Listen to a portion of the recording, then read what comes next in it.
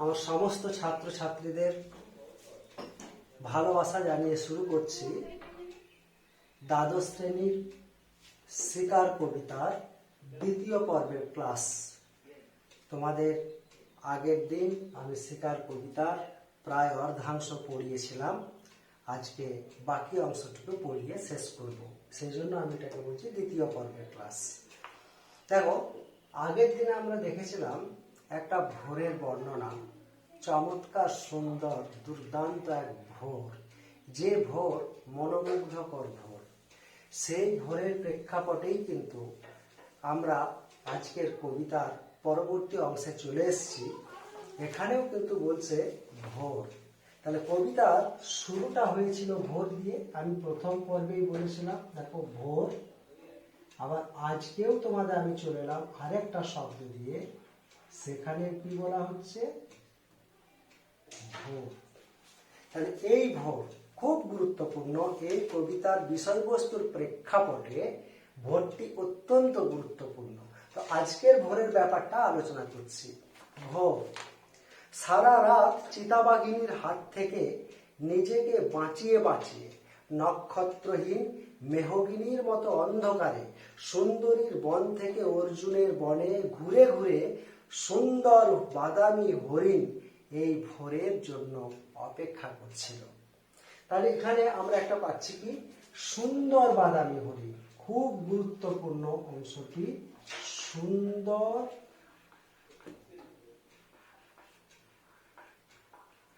বাদামি হরিণ।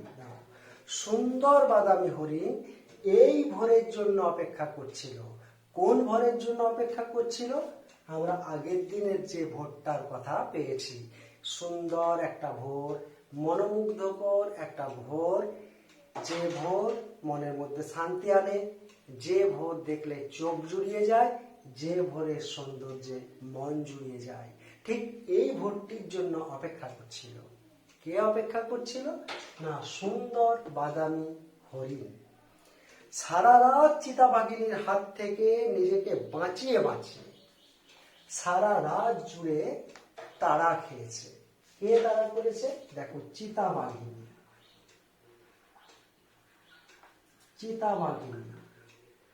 চিতাবাঘিনী সারা রাত ধরে তাড়া করছিল। কাকে তাড়া করছিল? সুন্দর বাদামি হরিণটাকে। সারা রাত তাড়া খেতে খেতে এই বাদামি হরিণটার মনে একটা স্বপ্ন জেগেছিল যে কখন ভোরের আলো ফুটবে। কেন? ভোরের আলো ফুটলে চিতাবাঘিনী ভয়ে পালিয়ে যাবে, তখন এই হরিণটি ছাড়া পাবে। সেই জন্যই সে কি করছিল? ভোরের জন্য অপেক্ষা করছিল। সারা রাত সুন্দর বাদামি হরিণটিকে কে তাড়া করেছিল? যদি একটা এসে কি প্রশ্ন করে, তোমরা উত্তর দিতে পারবে। কে তাড়া করেছিল? চিতাবাঘিনী। এই চিতাবাঘিনীর হাত থেকে কিভাবে বাঁচানো যায় তার কৌশল সুন্দর বাদামি হরিণটা প্রয়োগ করেছিল। যে কোনো মানুষ যখন বিপদে পড়ে, যে কোনো মানুষ যখন অসুবিধায় পড়ে, জীবন মরণের সমস্যা যখন হয়ে যায়, তখন মানুষ তার শেষ অস্ত্র স্বরূপ নানা বুদ্ধি, নানা কৌশল অবলম্বন করে। তো এই প্রাণীটিও কিন্তু কৌশল অবলম্বন করছে। যখন তাকে তাড়া করছে তার মাংস খাওয়ার জন্য চিতাবাঘিনী, কখন তার উপর আক্রমণ করবে চিতাবাঘিনী, সেই আক্রমণ থেকে রেহাই পাওয়ার জন্য নানা রকম কৌশল সুন্দর বাদামি হরিণটা নিজেই বের করেছিল। কি কৌশল?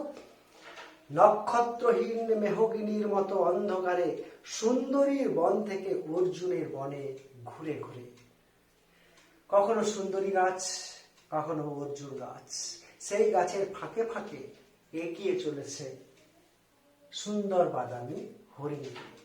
মেহগিনীর মতো অন্ধকার, অর্থাৎ জঙ্গলের ঘনত্ব। এই জঙ্গলের মধ্যে সুন্দরী গাছ আছে, এই জঙ্গলের মধ্যে অর্জুনের বন, অর্জুনের গাছ আছে। কখনো সুন্দরী গাছের ফাঁকে, কখনো অর্জুন গাছের ফাঁকে সে ছুটে বেড়াচ্ছে। পিছনে তাড়া করছে কে? একটা চিতাবাঘিনী, হিংস্র চিতাবাঘিনী। সেই হিংস্র চিতাবাঘিনীর হাত থেকে রেহাই পাওয়ার জন্য সুন্দর বাদামি হরিণটি কি আপ্রাণ প্রচেষ্টাটা কি হচ্ছে, সে কৌশল অবলম্বন করছে যে যতই শত্রু আমাকে ছুটে আসুক না কেন আমার দিকে, আমি কিন্তু শেষ প্রচেষ্টা করবই। এবং সেই প্রচেষ্টাটা এক গাছ থেকে আরেক গাছের ফাঁকে, এক গাছ থেকে আরেক গাছের ফাঁকে সে ছুটে বেরিয়ে চিতাবাঘিনীটিকে ক্লান্ত করে দিয়েছে। সুন্দর বাদামি হরিণ এই ভোরের জন্য অপেক্ষা করছিল। এই বাদামি হরিণটা কোন ভোরের জন্য অপেক্ষা করছিল? আগের দিনের ক্লাসে আমি যে একটা সুন্দর ভোরের বর্ণনা করেছিলাম, সেই ভোরের জন্য অপেক্ষা করছিল। এসেছে সেই ভোরের আলোয় নেমে। আর তার কোনো ভয় নাই। চিতাবাঘিনী পালিয়ে গেছে, চিতাবাঘিনীর হাত থেকে মুক্তি পেয়েছে। কে মুক্তি পেয়েছে? সুন্দর বাদামি হরিণটি। সেই জন্য কি বলছে? ভোরের আলোয় নেমে এসেছে।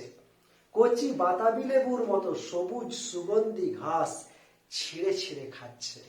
আমি তোমাদের গত ক্লাসে বলেছিলাম যে এই কবিতায় উপমেয় আর উপমানের ছড়াছড়ি, উপমা অলঙ্কারের প্রয়োগ। উপমা অলঙ্কার একটা জিনিসের সঙ্গে আরেকটা জিনিসের তুলনা, সেটাই করছেন এখানেও। যে হরিণটি ঘাস খাচ্ছে। কি ঘাস খাচ্ছে?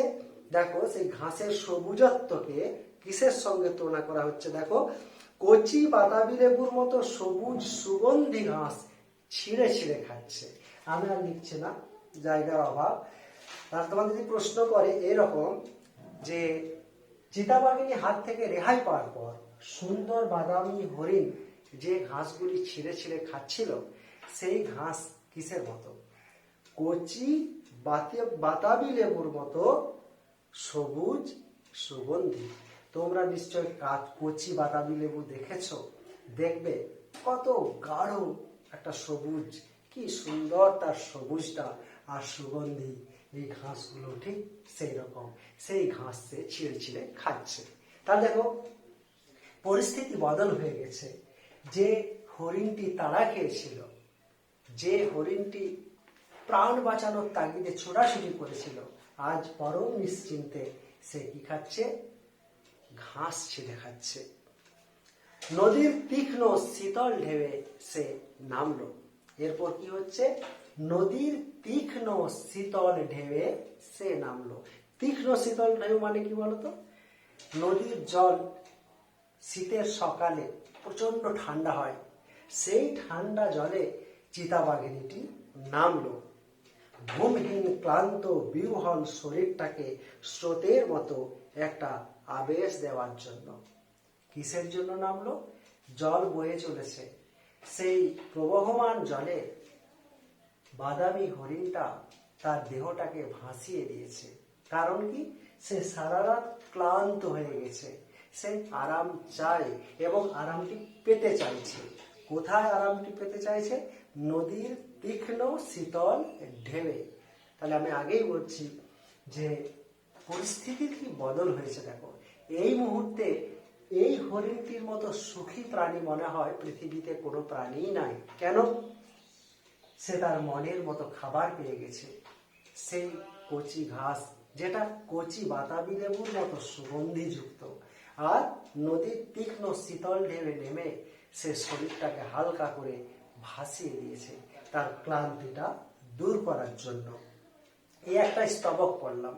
তাহলে এই স্তবকের ব্যাপারটা কি হচ্ছে যদি সংক্ষিপ্ত রূপ করা যায়, যে চিতাবাঘিনীর হাত থেকে সুন্দর বাদামি হরিণটি রক্ষা পাওয়ার জন্য কখনো অর্জুন গাছের ফাঁকে, কখনো বা সুন্দরী বনের ফাঁকে ঘুরে বেরিয়েছিল, ছুটে বেরিয়েছিল। শেষ পর্যন্ত রক্ষা সে পেয়েছে এবং রক্ষা পেয়ে সে ভোরের আলোয় নেমে এসেছে। এবং ভোরের আলোয় নেমে সে কচি বাতাবি লেবুর মতো সুগন্ধি ঘাস ছিঁড়ে ছিঁড়ে খাচ্ছে। আর কি?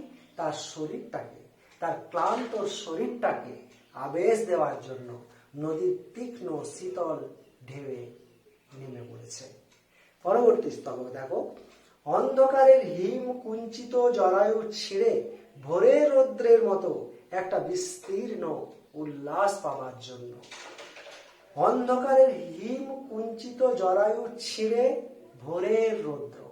আসলে অন্ধকার ছিল, সূর্য উঠছে, সেই গাঢ় অন্ধকার যেটাকে ছিঁড়ে জরায়ু, মাতৃ জরায়ু কি অন্ধকার, সেই অন্ধকার থেকে সন্তান শিশু বেরিয়ে আসে। ঠিক সেই রকম অন্ধকারের হিম কুঞ্চিত জরায়ু ছিঁড়ে সেই ভোরের রৌদ্রগুলো নেমে আসছে একটা বিস্তীর্ণ উল্লাস পাবার জন্য।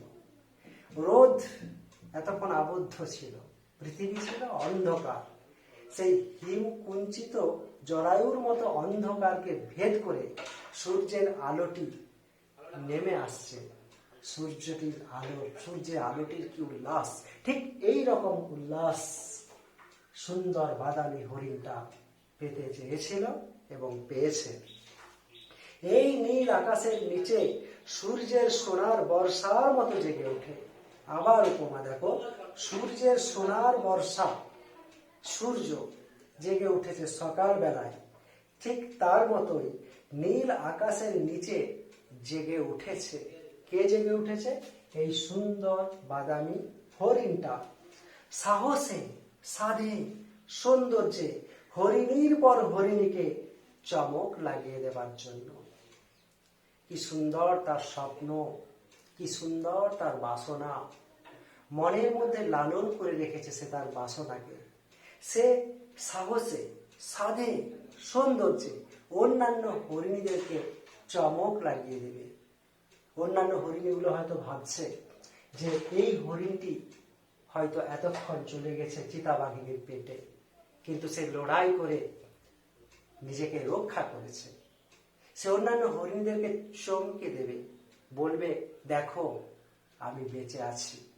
তাহলে সকালবেলায় ঠিক এই স্বাদ যখন সে পোষণ করছে, এই রঙিন স্বপ্ন সে যখন মনের মধ্যে লালন করছে, তখন কি হচ্ছে?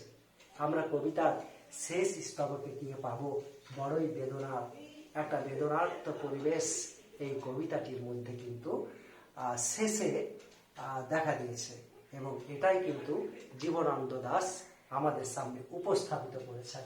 তাহলে কবিতার নাম হচ্ছে শিকার। আমরা কিন্তু এখনো শিকারের তালবস্যটাও পাইনি। কি শিকার হলো আমরা কিন্তু পাইনি। তাহলে দেখো কত দূর পর্যন্ত অপেক্ষা করতে হচ্ছে আমাদের এই শিকার নামকরণের মধ্যে আসার জন্য। আমরা পরিষ্কার বুঝতে পারছি, আমি তোমাদের একটু আগেই বলে ফেললাম যে কোনো একটা শিকার হবে। কে শিকার হবে এইটা বলার অপেক্ষা রাখে না। আমরা সেই শেষ স্তবকে চলে আসছি। একটা অদ্ভুত শব্দ, এটা তোমরা লিখতে পারো শব্দ। কেমন শব্দ বলছে দেখো, একটা অদ্ভুত শব্দ। শব্দটা বলছে অদ্ভুত শব্দ। কি হচ্ছে? নদীর জল মচকা ফুলের পাপড়ির মতো লাল। শব্দটা হওয়ার সঙ্গে সঙ্গে নদীর জল মচকা ফুলের পাপড়ির মতো লাল হয়ে গেছে। আবার উপমা, নদীর জলটা লাল হয়ে গেল ঠিক অদ্ভুত শব্দটার পরে, এবং সেই লালটা কিসের মতো? মচকা ফুলের পাপড়ির মতো লাল। সূক্ষ্মভাবে কবিতাটি পড়বে, কারণ আর একটি জায়গায় লাল উল্লেখ আছে দেখো, মোরগ ফুলের মতো লাল আগুন।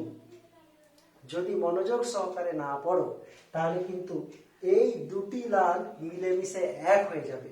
তোমাদের এমসিকিউ এসএকিউ উত্তরে কিন্তু ভুল হয়ে যাওয়ার চান্স আছে।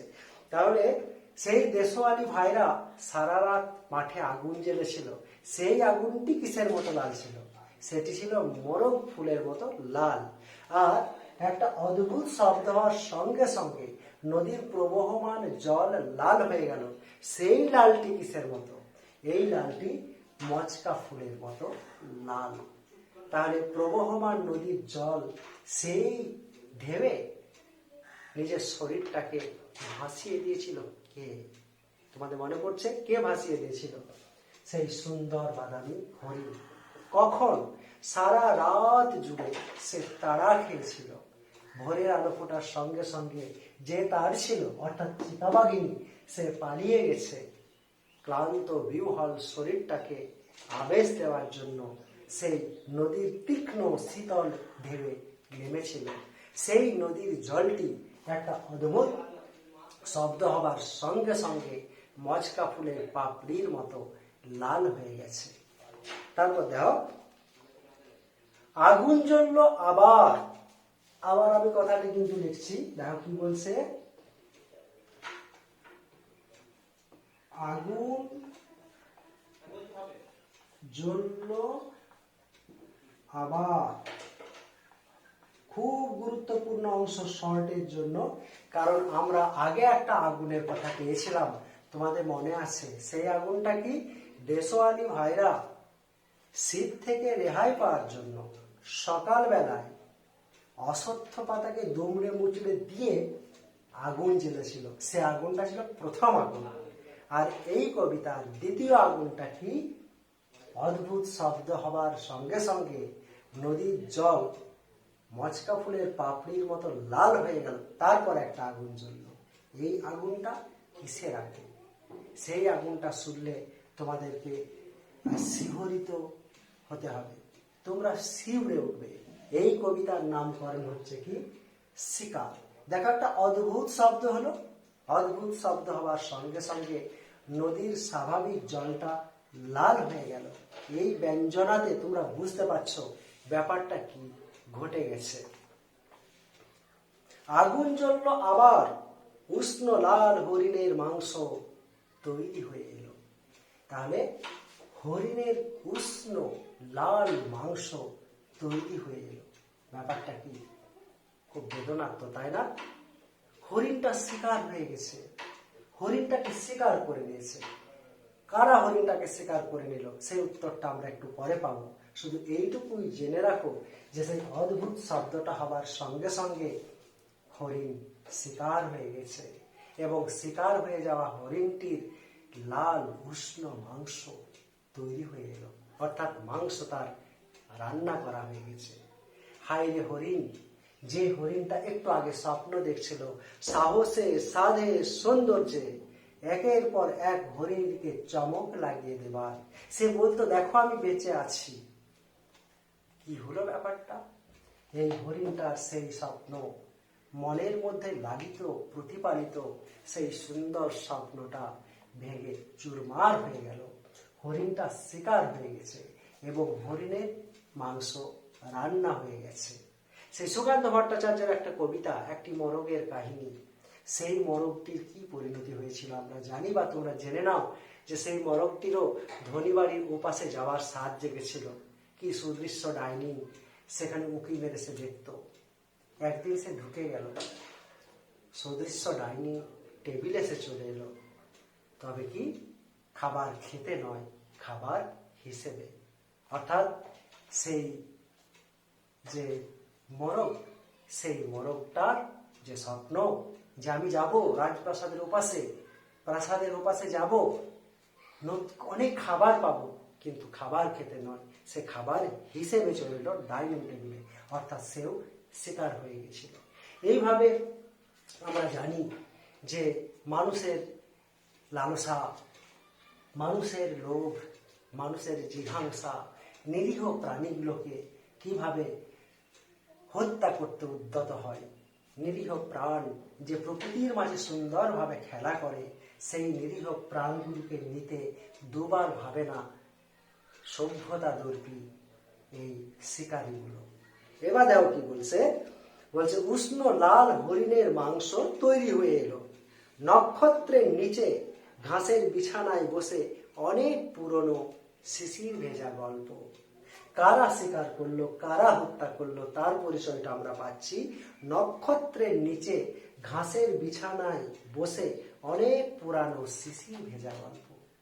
যে শিকারীগুলো নিরপরাধ হরিণটাকে শিকার করলো, সেই শিকারীগুলো নক্ষত্রের নিচে সবুজ ঘাসের উপর বসে গল্প করছে। সিগারেটের ধোঁয়া, এই শিকারীগুলো কি করছে? সিগারেট খাচ্ছে, পরম নিশ্চিন্তে সিগারেট খাচ্ছে। একটা প্রাণীকে মেরে দেওয়ার পর তাদের কোনো অনুশোচনা নাই। যে সুন্দর জঙ্গল, যেটাতে আনন্দ পাওয়া যায়, সবুজের দিকে তাকাও, আমরা একটা কবিতায় পেয়েছিলাম, গাছ আনো গাছ লাগাও আমি দেখি, ওই সবুজের ভীষণ দরকার, আরোগ্যের জন্য সবুজের দরকার।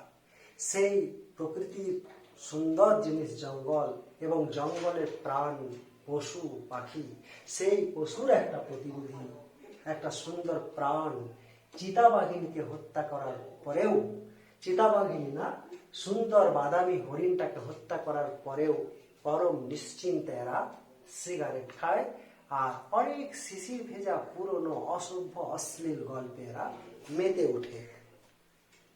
টেরিকাটা কয়েকটা মানুষের মাথা, এদের পোশাক, এদের পরিচ্ছদ, এদের রুচি ফুটে উঠেছে টেরিকাটা শব্দ প্রয়োগের মধ্য দিয়ে। টেরিকাটা কয়েকটা মানুষের মাথা, এলোমেলো কয়েকটা বন্দুক, হিম নিস্পন্দ নিরপরাধ ঘুম। আর কি, এলোমেলো কয়েকটা বন্দুক রয়েছে, যে বন্দুকের সাহায্যে সুন্দর বাদামি হরিণটিকে এরা শিকার করেছিল, এবং নদীর জল সেই মচকা ফুলের পাপড়ির মতো লাল হয়ে গিয়েছিল। সেই শিকারীদের কোনটা ছড়িয়ে রয়েছে? এলোমেলো কয়েকটা বন্দুক, কয়েকটা বন্দুক ওদের হাতে ছিল, ওদের কাজ কমপ্লিট হয়ে গেছে, মেরে ফেলেছে সুন্দর বাদামি হরিণটাকে, সেই বন্দুকগুলোকে ছড়িয়ে ছিটিয়ে রেখেছে। হিম নিস্পন্দ নিরপরাধ ঘুম, আর সেই হরিণটি নিস্পন্দ নিরপরাধ ঘুমের জগতে ডুবে আছে। এখানে নিরপরাধ মানে কি? এই প্রাণীটা তো কারো কোনো ক্ষতি করেনি, হরিণ তো কোনো অপরাধ করেনি। এই নিরপরাধ হরিণটি এদের দ্বারা লালসা, এই লালসায় কি হয়েছে? লালসার শিকার হয়েছে। সেই সুন্দর বাদামি হরিণটির এই যে চির ঘুমে চলে যাওয়া, এটাকেই বলা হচ্ছে কি? এটাকেই বলা হচ্ছে নিরপরাধ ঘুম। তাহলে আমরা আজকে যেটা পড়লাম সেখানে কি পেলাম বলতো? আরেকবার আমি জিস্ট করে দিচ্ছি যে সুন্দর বাদামি হরিণ একটা সুন্দর ভোরের জন্য অপেক্ষা করছিল। কেমন ভোর? আমি কবিতার প্রথম পর্বে যে ভোরটা কবিতা অনুযায়ী আলোচনা করেছিলাম, সেই ভোর, সেই ভোরের জন্য অপেক্ষা করছিল। তার আগে কি ঘটেছিল? সুন্দর বাদামি হরিণটাকে তাড়া করছিল চিতাবাঘিনী। চিতাবাঘিনীর হাত থেকে সে রেহাই পেয়েছিল। রেহাই পাওয়ার পর কি হয়েছিল? সে ক্লান্ত হওয়ার জন্য শরীরটাকে নদীর তীক্ষ্ণ শীতল জলের ঢেউয়ে এড়িয়ে দিয়েছিল। তার আগে ক্ষুধার্ত এই প্রাণীটি ঘাস খেয়েছিল। সেই ঘাসটি কিসের মতো সবুজ? কচি বাতাবি লেবুর মতো সুগন্ধিযুক্ত এবং ওই রকমই সবুজ।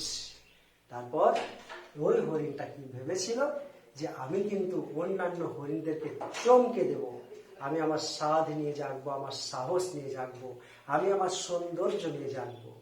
কিন্তু কি হলো? শেষ পর্যন্ত দেখা গেল তার মনের মধ্যে লালন করা ওই স্বপ্ন স্বপ্নই থেকে গেল, আর অন্যান্য হরিণীদের মাঝে তার যাওয়া হলো না। তার আগেই একটা অদ্ভুত শব্দ, সঙ্গে সঙ্গে নদীর জল মচকা ফুলের পাপড়ির মতো লাল, এলোমেলো কয়েকটা বন্দুক ছড়িয়ে ছিটিয়ে রয়েছে, আর সিগারেটের ধোঁয়া, আর কয়েকটা টেরিকাটা মাথা। এই সমস্ত মানুষগুলো শিকার করে ফেলেছে এবং আনন্দ সহকারে এরা হরিণের সুস্বাদু মাংস রান্না করেছে। তাহলে এখানে আমরা কি দেখতে পেলাম? এখানে দেখতে পেলাম চিতাবাঘিনীর হাত থেকে রেহাই পেয়েছে। চিতাবাঘিনীর পেটে গেলেও জানতাম যে একটা বনের মধ্যে এই প্রতিযোগিতা চলে, একটা বনের পশুই তাকে মেরেছে, কিন্তু বনের পশুর চেয়েও হিংস্র পশু আছে।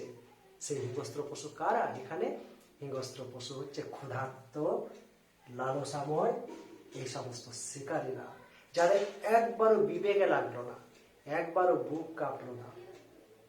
তারা পরম নিশ্চিন্তে সুন্দর বাদামি হরিণটাকে ঝাঞ্ঝা করে দিল গুলিতে, এবং তার মাংস খাওয়ার জন্য উল্লসিত হয়ে উঠল।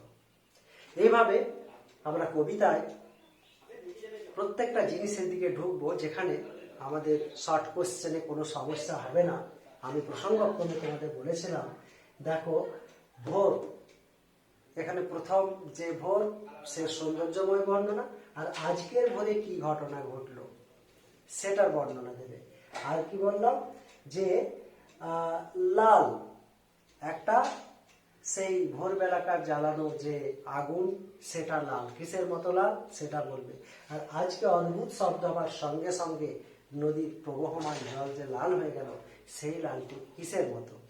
আর একটা কি, আগুন জ্বললো আবার, মানে আগে একটা আগুন জ্বলেছিল সেই আগুনটা কিসের ছিল, আর আজকের আগুনটা কিসের। ঠিক এইভাবে তোমরা খুব মনোযোগ সহকারে পড়াশোনা করবে, তোমাদের কোনো কিছু অসুবিধা হবে না। ভালো থাকো।